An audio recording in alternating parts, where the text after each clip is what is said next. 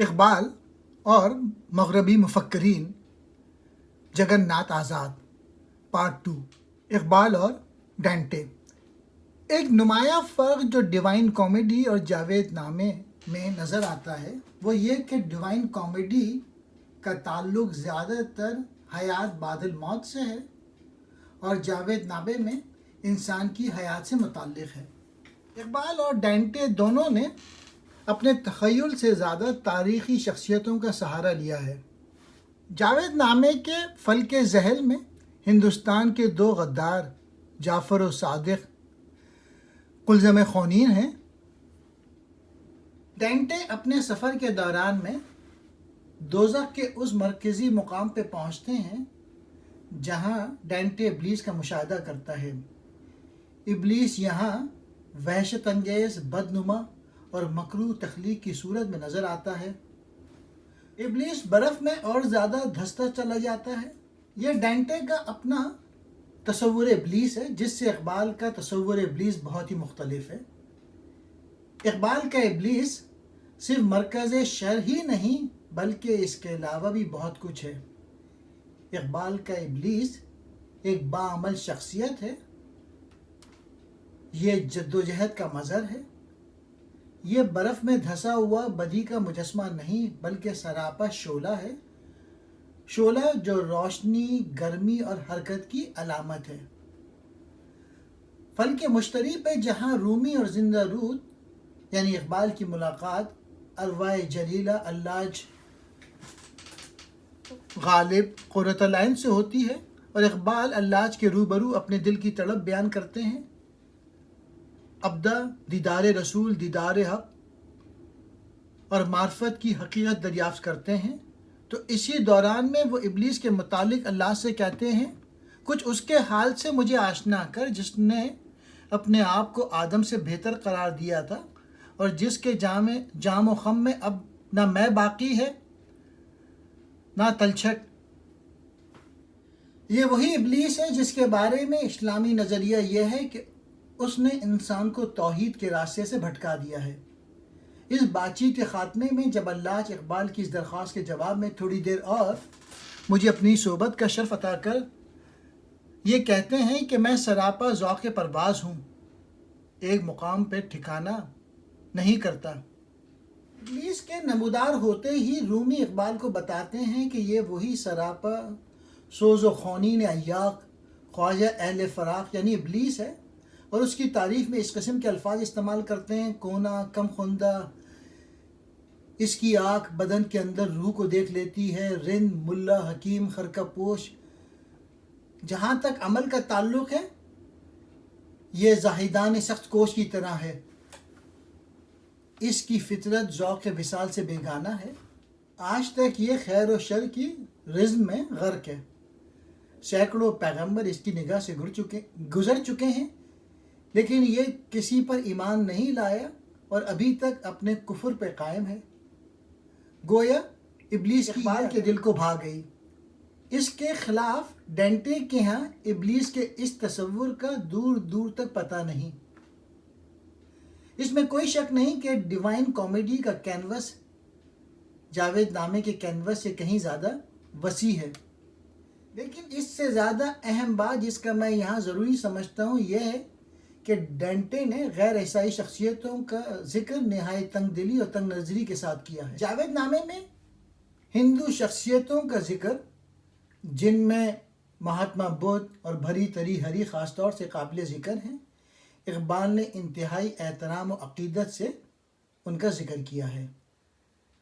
نیچے اور Karl Marx کے ذکر میں اقبال نے وہ کچھ نہیں کہا۔ اقبال اور ملٹن، ہماری دنیا میں مسئلہ خیر و شر کا آغاز کب ہوا اس کا اندازہ کرنا آسان نہیں۔ غالباً یہ مسئلہ اتنا ہی قدیم ہے جتنا خود عالم شش جہاد۔ اسلام اور عیسائیت کی روح سے حضرت آدم کا سبب ہی یہی ہے کہ ابلیس نے جنت میں آدم کو راہ راست سے بھٹکا دیا تھا۔ تاریخ عالم اس امر کی شاہد ہے کہ بدی کی قوتوں سے بیزار ہو کے انسان خدا پرستی کے دامن میں پناہ لیے اور یہیں سے اس کو سکون دل کی دولت ملی ہے۔ لیکن سوال یہ ہے کہ شر اس دنیا میں کیوں کر پیدا ہوا؟ کیا خدا ہی ہے جو کائنات اور اس کی عام خوبصورتی اور اس میں کار فرما تمام نیکیوں کا خالق ہے؟ بدی کی قوتوں کا خالق بھی وہی ہے؟ اس سوال نے ہر دور میں دنیا کے مفکرین کی توجہ اپنی طرف کرائی ہے۔ اقبال نے بھی اس مسئلے پر بڑی تفصیل سے بحث کی ہے، لیکن اس کے باوجود ایسا معلوم ہوتا ہے جیسے یہ مسئلہ ان کے دل میں ایک کانٹا بن کے کھٹک رہا ہے۔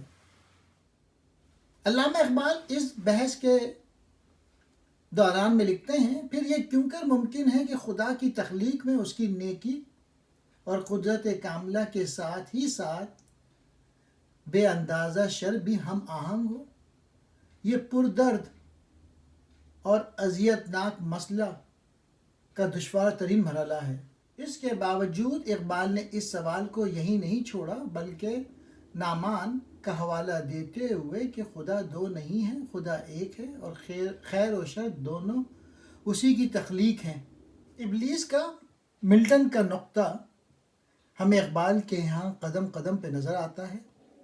ابلیس کے مجلس شورا میں ابلیس اپنی فتوحات کا ذکر کرتے ہوئے کہتا ہے، میں نے دکھلایا فرنگی کو ملوکیت کا خواب، میں نے توڑا مسجد و دیر و کلیسا کا فسوں، میں نے ناداں کو سکھلایا سبق تقدیر کا، میں نے منم کر دیا سرمایہ داری کا جنوں، کون کر سکتا ہے اس کی آتش سوزاں کو سرد، جس کے ہنگاموں میں ہوا ابلیس کا سوز دروں، جس کی شاخیں ہوں ہماری آبیاری سے بلند، کون کر سکتا ہے اس نخل کہن کو سرنگوں، ہے میرے دست تصرف میں جہان رنگ و بو، کیا زمین کیا مہر و ماں کیا آسمان تو بتو۔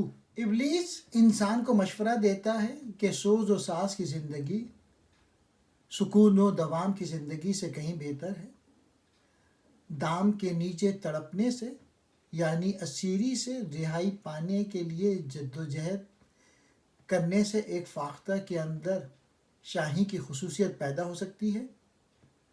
آج تیرے پاس سوائے نیاز مندی کے سجدہ کرنے کے اور کچھ نہیں رہ گیا۔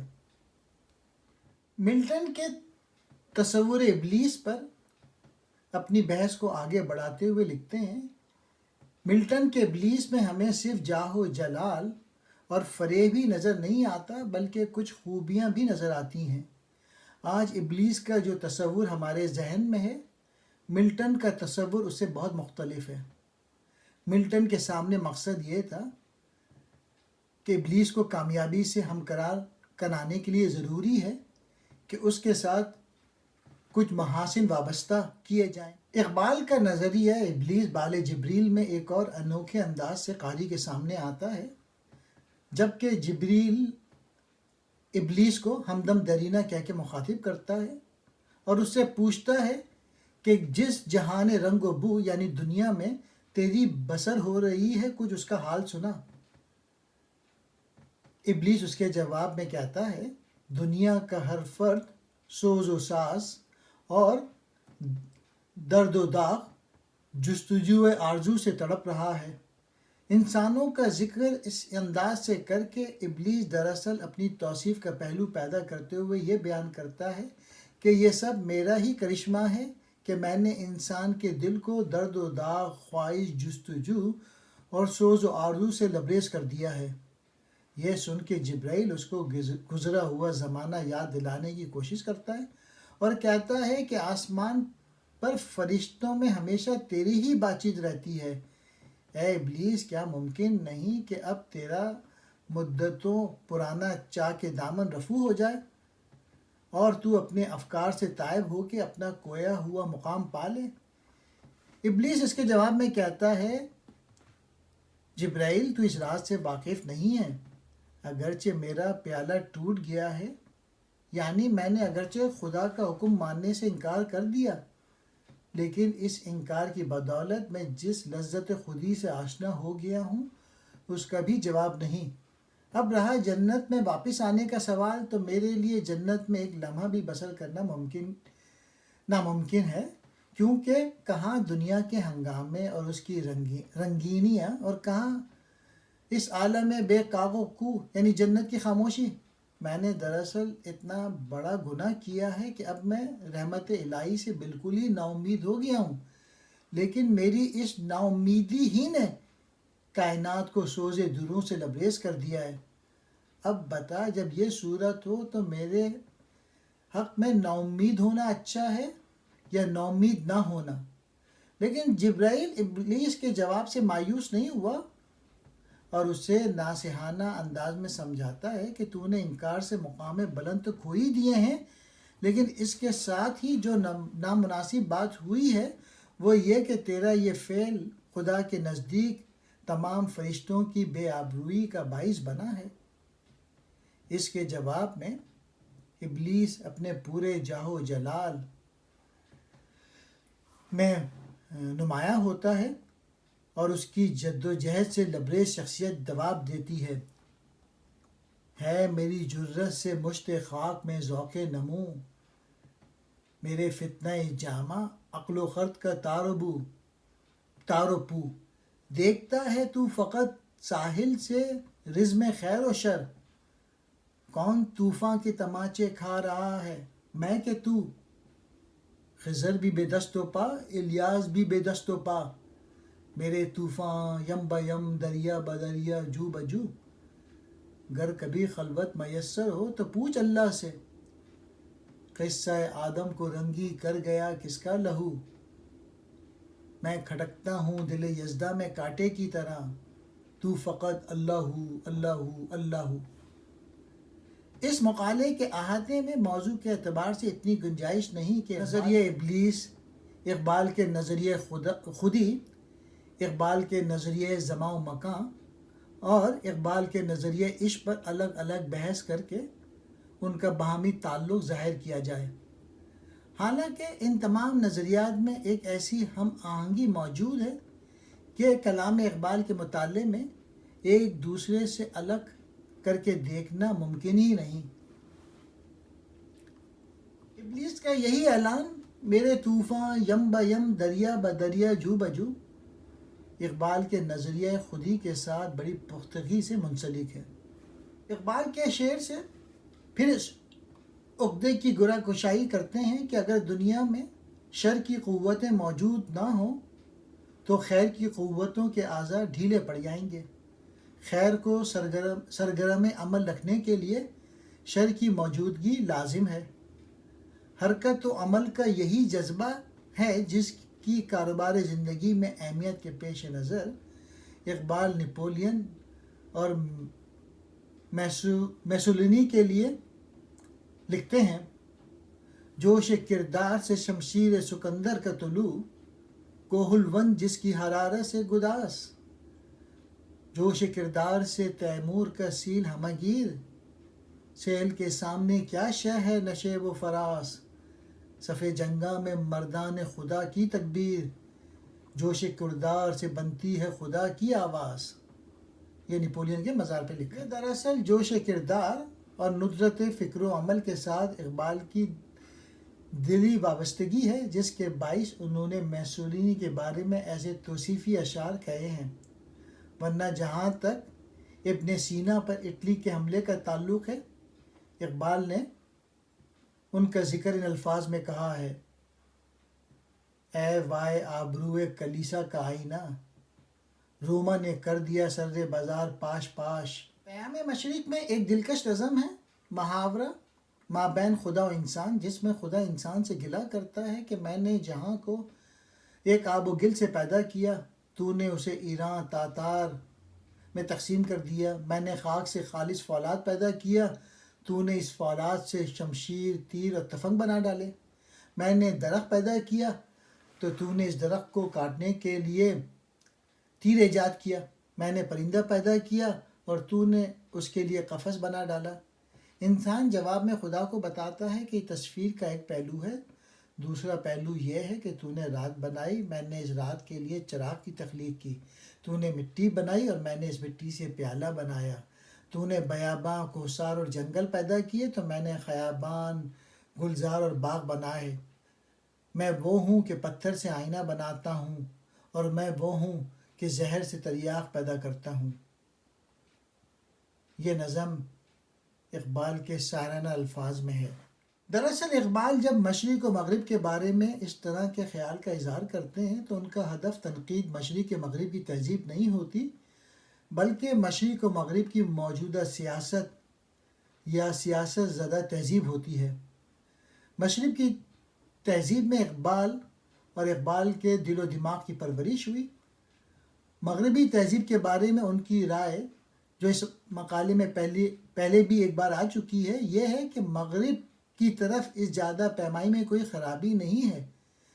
اندیشہ صرف یہ ہے کہ کہیں ایسا نہ ہو ہم مغرب کی ظاہری چمک دمک ہی سے محصور ہو جائیں اور مغربی تہذیب کی گہرائی تک رسائی حاصل کرنے میں ناکام رہ جائیں۔ اقبال ان کارناموں کے جو علم و فن کی بدولت مغرب انجام پا رہا ہے پوری طرح قائل ہیں۔ اس کے خلاف مغرب کی سیاست سے اقبال نالاں ہیں، اور اس سیاست میں انہیں ابلیس کے ایسے پیروکار دکھائی دیتے ہیں جن میں انہیں نیکی کا کوئی پہلو نظر نہیں آتا۔ جمہور کے ابلیس ہیں ارباب سیاست، باقی نہیں اب میری ضرورت تہ افلاک۔ اقبال کا نظریہ خیر و شر سمجھنے کے لیے یہ نقطہ ملحوظ رکھنا چاہیے کہ اقبال اگرچہ آزادی افکار کو بڑی اہمیت دیتے ہیں اور اسی وجہ سے انہوں نے اپنی نظم میں ابلیس کو جا بجا بہت اونچا مقام دیا ہے، لیکن آزادی افکار کو وہ رومی کی حدود کے اندر دیکھنا چاہتے ہیں۔ جو دونی فطرت سے نہیں لائے کہ پرواز، اس مرغ کے بیچارے کا انجام ہے افتاد۔ ہر سینہ نشیمن نہیں جبریل امی کا، ہر فکر نہیں طائر فردوس کا صیاد۔ اس قوم میں ہے شوخی اندیشہ خطرناک، جس قوم کے فرزند ہو ہر بند سے آزاد۔ گو فکر خدا داد سے روشن ہے زمانہ، آزادی افکار ہے ابلیس کی ایجاد۔ سلیم چشتی کا ایک فقرہ نقل کر دینا ضروری معلوم ہوتا ہے، جس میں وہ لکھتے ہیں، علامہ نے ایک مرتبہ دوران گفتگو مجھ سے کہا، personality is the creation of value.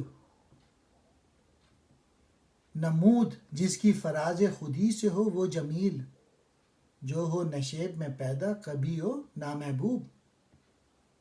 Iqbal اور گوئٹے کا زمانہ 18ویں صدی کا تھا، اور یہ وہ دور تھا جب سارے یورپ میں اقلیت اور استدلال کے ہاتھوں مذہب کی دھجیاں اڑائی جا رہی تھیں۔ اقلیت پسندی کا یہ طوفان دراصل ایک منفی نوعیت کا طوفان تھا، اور یہ کلیسائی تعصب کے رد عمل کے طور پہ ظہور پذیر ہوا۔ اقلیت پسندی کے اس طوفان کے مقابلے میں دو فلسفی، کینٹ اور روسیو، کوسار بن کے ابھرے۔ روسیو کا کارنامہ بھی کچھ کم دقیق نہیں، اس نے بھی استدلال کے مقابلے میں وجدانی یقین کی برتری کا احساس دلایا اور یہ نقطۂ نگاہ پیش کیا کہ یورپ کا جدید تمدن ہی، جسے سائنسی ترقی پہ بڑا ناز ہے، یورپ کے تمام دکھوں اور مسائل کی جڑ ہے۔ اس لیے بچاؤ کا واحد راستہ یہی ہے کہ انسانی فطرت کو واپس لوٹے۔ انسانی فطرتاً آزاد اور امن پسند واقع ہوئی ہے، لیکن اس نے شہری تہذیب کی زنجیروں میں اپنے آپ کو جکڑ کر اپنی زندگی کو وبال بنا لیا ہے۔ روسیوں کی اس نظریے سے بہت متاثر ہوا اور اس نظریے کے ساتھ جرمنی جو رومانوی تحریک چلی تھی، گوئٹے اس میں شامل ہو گیا۔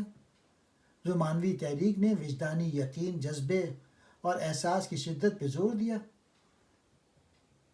اس تحریک کا مقصد دراصل جذبے اور شدت احساس کے ذریعے سے انسان کے لیے تہذیبی اور سماجی بندھن سے آزادی حاصل کرنا تھی، لیکن سماجی بندھنوں سے آزادی انسان کے لیے خطرناک بھی تو ثابت ہو سکتی ہے۔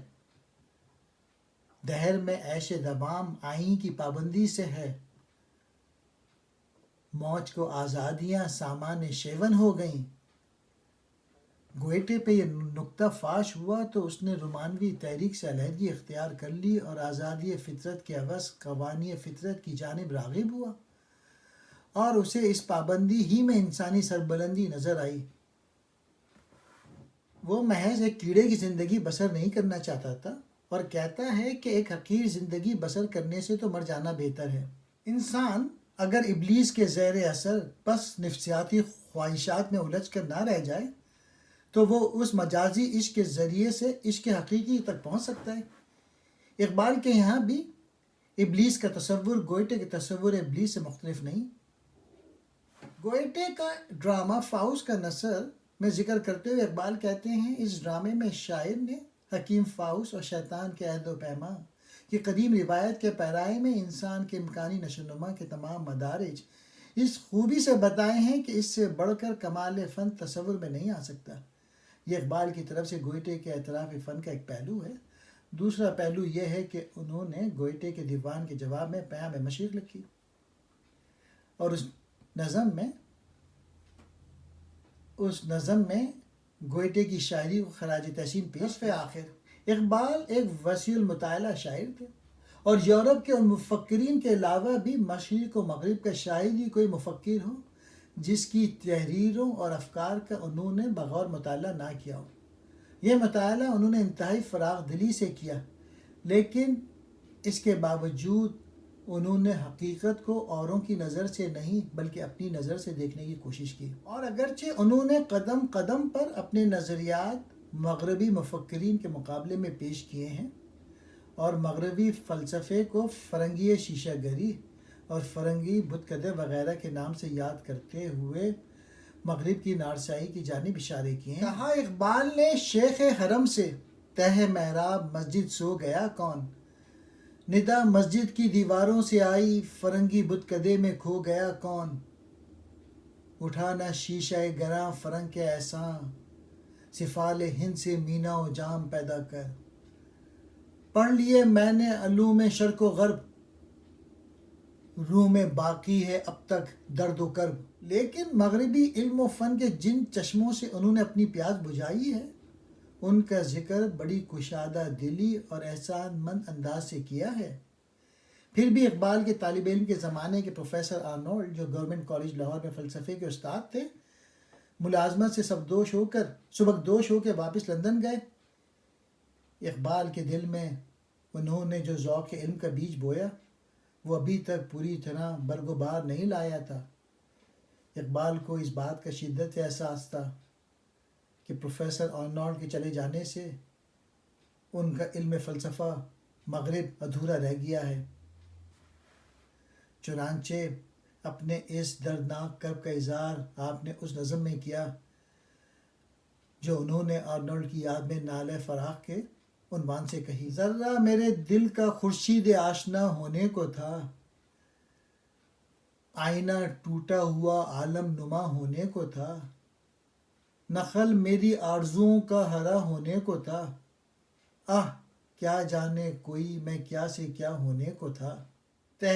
تحصیل علم کا ذوق یوں بیان کرتے ہیں، توڑ کر نکلوں گا میں پنجاب کی زنجیر کو، صرف یہی نہیں بلکہ عمر کے ہر حصے میں اپنے نظریاتی اختلاف کے باوجود وہ مغربی علوم کا ذکر ایک خلوص دل سے کرتے ہیں اور ان کی مثال کلام اقبال میں موجود ہے۔ علوم تازہ کی سرمستیاں گناہ نہیں، اور اقبال کے فکر و نظر نے جس فنکارانہ کمال کے ساتھ مشرق و مغرب کے درمیان ایک پل کا کام دیا ہے وہ ہمارے مشرقی ادب کا ایک متاع گرام بہا لازوال سرمایہ ہے۔